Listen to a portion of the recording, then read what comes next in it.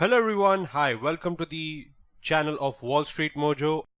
Watch the video till the end, and also if you are new to this channel, then you can subscribe us by clicking the bell icon. I welcome all of you to the tutorial of investment banking versus investment management. I'll show you a picture over here. Try to make some analysis of that. You can see this guy is trying to save some money, right? So that is what is something related to investment management. Let's get into the nitty-gritty of this particular tutorial and topic. So investment banking and investment management are two of the most sought after careers for business and finance undergraduates. It is a promising and a high profile career with a great perks and bonuses. However, it would not be possible to make an informed choices without understanding what each of them stands for and the nitty-gritties of what exactly do they have to offer as a career. So let's get into it. What is investment banking? See, investment banks are the financial institutions. They are engaged in underwriting. I'll show you in terms of Excel and get some details jotted down. So we'll bifurcate this into investment banking and this one into investment management. We'll put the points of difference. Investment bankers are usually involved in terms of advisory services like IPO, FPO. They are involved in underwriting. Then they are also involved in terms of issuance of QIP and rights issues. So basically, all this are related to issuance of capital, and they facilitate mergers and acquisition. M&As on basically on both the buy side and the sell side of the deal, and the corporate restructuring also, along with a wide range of other function. In short, when a corporation is needed of need of financing, it seeks help of investment bankers to be able to efficiently execute this major transaction. It is an intensely competitive field and arguably with some of the best perks in the industry. So, what is investment management? See, it is also known as, in the market, it's also known as AMC, Asset Management Company. So, it's known as Asset Management Fund or AMF. It's also known as the portfolio management. It involves assisting individuals or institutional investors, and they find suitable investment avenues to help achieve their growth objectives. The individuals who seek assistance of investment managers or asset managers are usually the HNIs, that's the high net worth investors. The role of an asset manager is to assist with making investments in equities, fixed income securities. I'll just write a couple of things in equities. Then they also invest in fixed income securities. They also go in terms of what we call as real estate, like hedge funds, among the other instruments. So some prefer it to call as buy side. So that is the place where you invest money on behalf of your clients. So as an asset manager, are basically required to buy investment products in keeping with the wealth creation and need for their clients. Now let's get into the portion where we'll have to look at some of the data regarding the education. So what are the educations and skills required in both the scenario? If we talk about investment banking, ideally an individual should not only have an expert knowledge of finance, but must also possess excellent business skills and exceptional networking abilities to make it a success in the field. As most of the finance oriented certification do not focus on networking, so you can say networking is one big thing in investment banking when we are talking. MBAs are naturally the best fit, so you can say MBA is the best degree for when we talk about investment banking. And given the kind of the networking opportunity they have as at their disposal, undergrads in finance and investment related areas might have higher relevance to the domain, but those from the other disciples can also be considered given they possess the desired skill set. Typically, in investment banking, internships are way more competitive than the entry level positions as compared to some of the entry level positions in pure finance. See, most of the investment bankers do start out as an analyst, an investment banking associate before graduating to the position of VP or director or the managing director. So, for the very first thing, you can say that MBA is the way to get into IB, but there are other degrees like CA in India. You can say CFA also helps. It is one key area, but the relevance is close enough to only 8% for M&A or in investment banking. And there are some other degrees of like certified investment alternative investment associate, CIAI, something sort of certified alternative investment associate, CAIA. That is for hedge funds basically, or you can say private equity. And what are the skills required set for IB? See, you need an excellent analytical abilities and eye for details. You need advanced mathematical skills and proficiency in technical aspects, client management skills, and negotiation abilities, par excellence. And the most important that you need to have is financial modeling skills, the Excel, VB, and macro skills. Evaluations you should know, like DCF valuation and so on and so forth. And you should be good at preparing PPT and so on and so forth. So these are the couple of skills that are required when you talk about the investment banking area. But when we talk about investment management, the undergrads in finance, economics, or business, and investment analysis would be a better fit for this particular field. Today, there is a much higher preference for technically proficient candidates, and our relevant professional certification can certainly help boost their careers. So if you want to get into investment management, then you may basically require a CFA, that is Chartered Financial Analyst, which is a USA-based course or designation, and it can be a distinct advantage in terms of acquiring expert knowledge of accounting and portfolio management and security analysis, which can be of immense use for an asset management. There's another degree that's also called CIMA, that means Certified Investment Management Analyst, which is again also very helpful. There's a degree called CIIA, that is Certified International Investment Analysis, which is basically known more in Europe. So it is United States version, and CIIA is a version of Europe. So you can also opt for that. And certification can be another high relevant certification for those looking to make a career in asset management. So what are the skills that are essential for this kind of job? You need an extraordinary mathematical skills, because over here thing is that you need mathematics as a key thing over here. Ability to take macro view and you make simplified investment decision, and then after you need an ability to plan and meet long-term financial objectives. Let's see the employment outlook in both the scenario.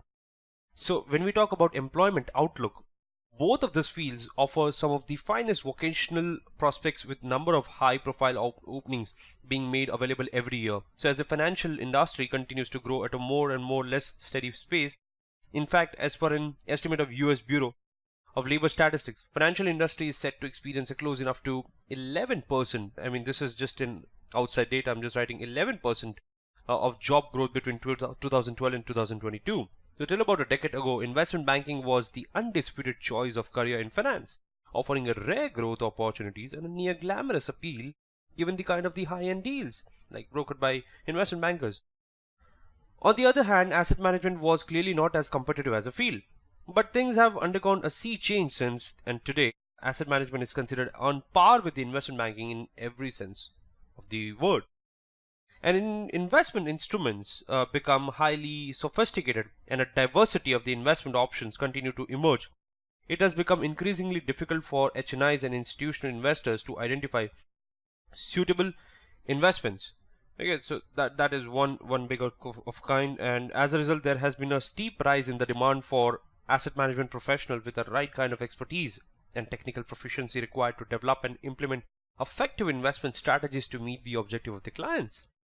See, due to the increasing competitive market, the employers prefer to hire certified or accredited professionals in asset management roles for the benefit of added creditability and expertise in the given area.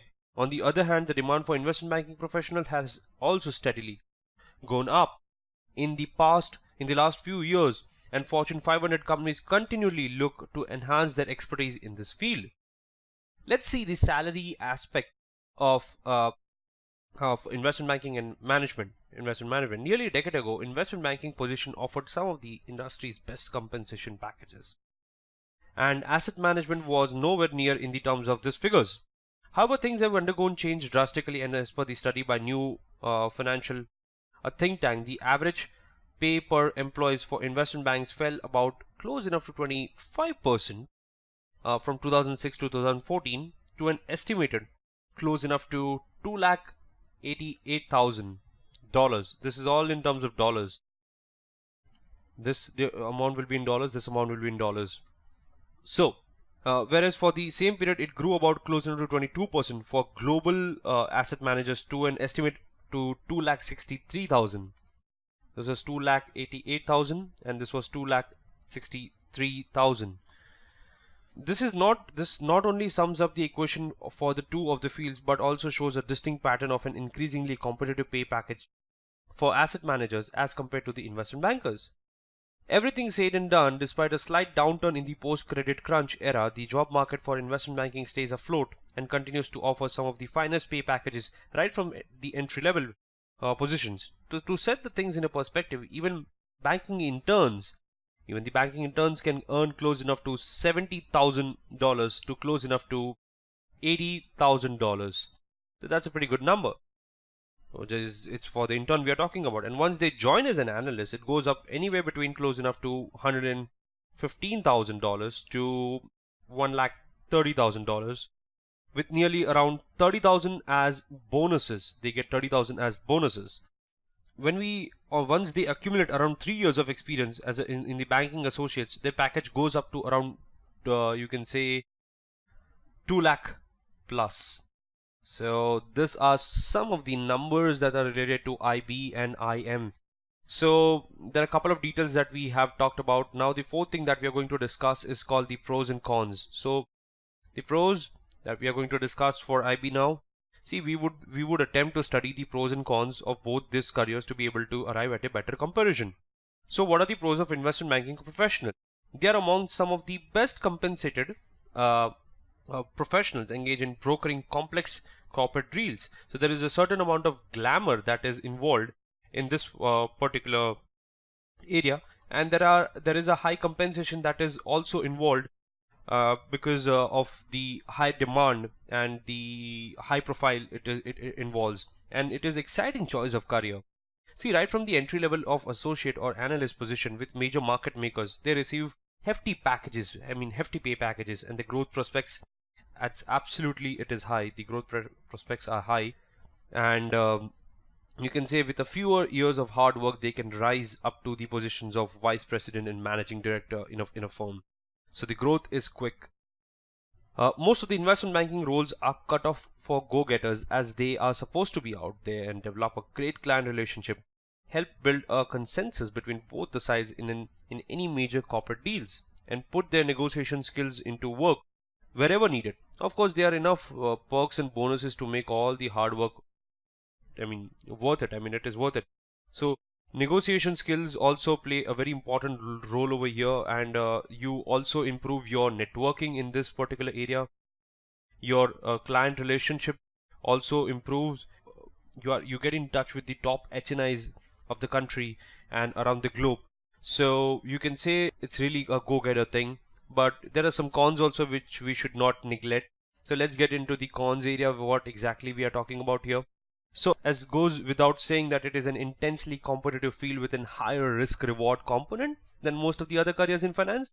No doubt the perks are great, but on the downside, brokering major corporate deals is no mean task, and few might be able to take it. So you can say that things are around is really tough. There is a cutthroat competition out there, and it comes as no wonder that it's more of the work alcoholic job than an average person. With nearly 75 to 100 hours that you need to pitch in, dude, that is really a great deal of PC that you need to pitch. And the people working are really insane, working for 75 to 100 hours a week. That's what Tesla's owner Elon Musk is working. Musk is working hard like anything. He works like 75, 80, 90 hours a week. So even in investment banking, you need such number of hours to work, and you don't get time to relax, and your personal life is complete mess. You don't have really personal life, and there is extraordinary strain that could basically adversely affect the physical and mental well-being of an individual. See, in the post-credit crunch era, investment banking has witnessed a kind of a downturn. All the major corporations continue to be on the lookout for a competent professional. However, major market slump could make things worse for them. I'll just give you a short example of 2008 mortgage meltdown, if people have any idea regarding it. So at that time, there was a clear drop in the prestige of investment bankers. Now let's talk about pros of investment management. See, although traditionally not considered as a very attractive career option, all of that has changed in the past few years, as we have discussed in the course of this article. The demand for asset management continues to grow and could very well outpace the investment banking career as a choice, both in terms of pay perks and growth. So you can say over here the pay perks are again good, and the growth level is also high. As opposed to the investment banking, asset management is viewed as more of a secure option. So you can say you don't need to be worried about over here things, because over here you're like, today you are there, tomorrow you're not there. If an announcement comes, you're gone. They may fire you. If your work isn't good, or if you are not able to crack the deal, you're gone tomorrow. But over here things have been on a much more secure manner. Since the remuneration is based on the amount of funds they manage, there's a greater level of security and less amount of risk is there. See, work hours are definitely much more better over here. That you have a proper personal life, and this is one of the advantage of the working in asset management role, which makes it relatively easier to lead a balanced life. If we talk about cons, despite being a relatively secure career option these days, professional certifications like CFA and CIMA can do a world of good in terms of career growth. However, most of these certifications are comprehensive in nature, especially CFA, and it requires diligent study on your part. Not everyone might be able to earn this professional designation. So, to achieve this particular thing, there are cons.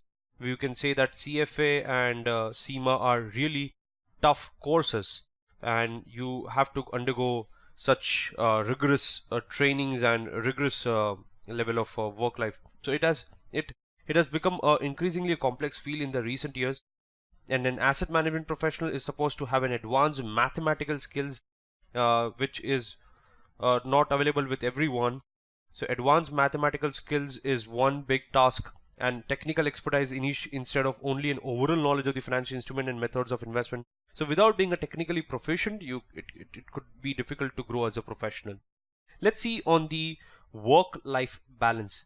So if we talk about in terms of the work-life balance, while making a choice of a career apart from the other consideration including perks, bonuses and growth aspect, it is always important to find out whether a specific kind of a role would offer you the ideal work-life balance or not. Investment banking roles have a rather poor reputation as far as possible being able to manage work against the personal life is concerned. The work hours are long, intensive, and with little time to relax for dedicated professional. While you might consider being called a work alcoholic as more of a compliment, it may not be easy to get around. As I have discussed already, 75 to 100 hours is the number a week for years on end, and it is sure to take toll on your health, and your personal life could take a backseat in a slightly unhealthy manner. To avoid this uneven kind of a work-life existence, you should consider making necessary lifestyle changes to ensure healthy existence along with a prospective career. Management is more of a blissful choice of a career in this sense. Not only the prospects continue to improve, the work hours are more or less balanced for most of the relevant job roles. This makes it clearly better choice as compared to the investment banking as far as the work-life balance is concerned. However, in the years to come, there is no guarantee that this delicate balance would be there. This delicate balance would not be under threat, but even that is unlikely. It would be on the par with the investment banking. Therefore, it continues to remain more of a balanced career option. So basically, everyone has the same question. So what should we choose? So I have an answer for that. Despite all their professional advantages and disadvantages, it may not be that easy for you to make all important choice of career. Of course, an initial analysis of this area seems to suggest that investment banking is meant for the dynamic and fast-paced individual who can exceptionally good and at not only number crunching but developing and managing valuable client relationship. It is more of a role which demands you to go out of your way to get the job done, and it certainly pays off if you end up on the right side. For individuals with a keen interest in aptitude for finance but not so much on ongoing approach, asset management could emerge as a better choice, developing short and long-term investment strategies and implementing them to achieve the financial objective of wealthy clients may not everyone's be cup of tea. But it is certainly does not sound bad. Although some consider it to be a somewhat comfortable choice as compared to the investment banking, it is more of a point of view than a fact. Of course, it offers a better work-life balance and with on par career prospects and perks, but that's not all to look for in a career. You need to identify your calling while trying to measure it with more or less of an objective criteria to make sure that it works for you in the long run. The most important thing is that you should be able to relate to the kind of a job role that you are aiming for or be able to make it a success in the long term. As they say, head is above the heart for a reason, but what are we without a little emotion? So that's it for this particular topic. If you have learned and enjoyed watching this video, please like and comment on this video and subscribe to our channel for the latest updates. Thank you, everyone. Cheers.